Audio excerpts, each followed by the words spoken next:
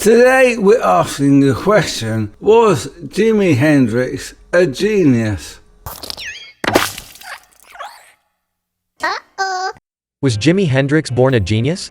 One of the most important and influential musicians of the 21st century, Jimi Hendrix, All Is By My Side, the John Ridley directed, loosely biographical movie about Jimi Hendrix's early life, claims to tell the story of the guitarist and musical shapeshifter as he was on the cusp of becoming an international star.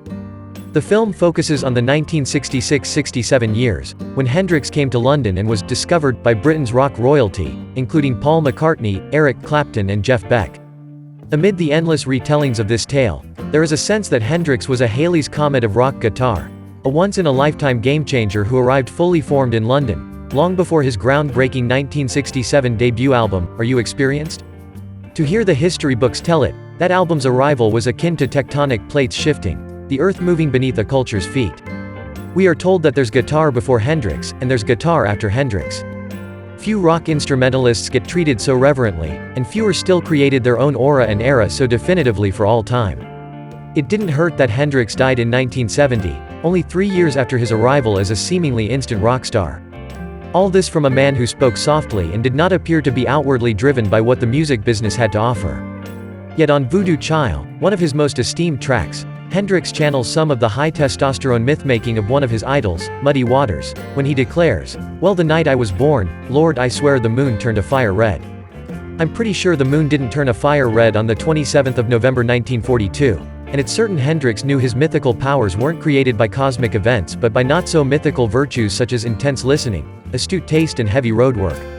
Call it a combination of blood, sweat and brains, but Hendrix was less an instant sensation than a student who, through intensive training and innate talent, transcended his many teachers. All those who buy into the Halley's Comet myth do Hendrix and his work ethic a disservice. Like the Beatles before him, who were hailed as rock and roll saviors, Hendrix thought of himself as more of a skillful synthesist of what had come before than a whole new entity. He always said he was channeling the blues into his own thing with a little science fiction. In interviews, he was generous about name-checking his inspirations, and they were numerous.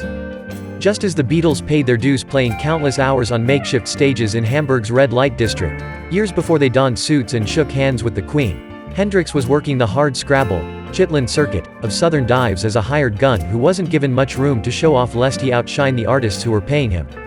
He worked with the Isley Brothers, who wouldn't have their biggest hits until years later, and Little Richard, who was trying to mount a rock and roll comeback after years in gospel exile, and he learned how to drive a band and deliver a song economically and efficiently. Meanwhile, he was absorbing the innovations of guitarists ranging from Buddy Guy to Les Paul.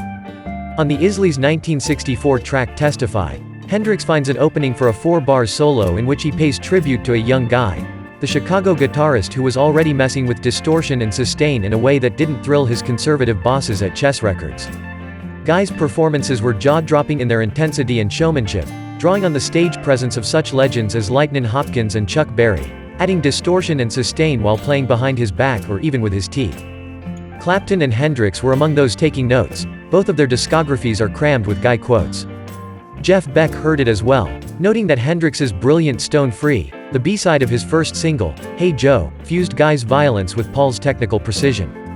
Hendrix was also absorbing the lyrical playing of Curtis Mayfield from countless Impressions singles, as heard on The Wind Cries Mary, and all the Blues Masters. It's no accident that when he first jammed with the Infant Cream in 1966 it was on Howlin' Wolf's 1964 classic Killing Floor, while embellishing the murderous 6-string licks of Hubert Sumlin.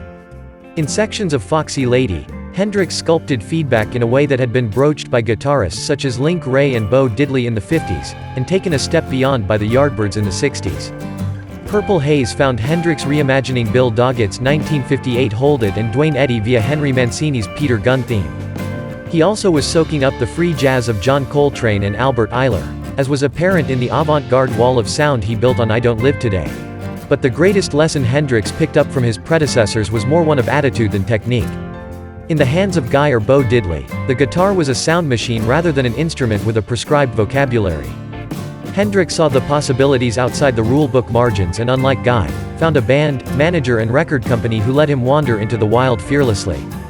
He left behind hundreds of tracks and works in progress while recording a handful of officially released studio albums, a testament to how much he loved to explore, and how difficult he was to please.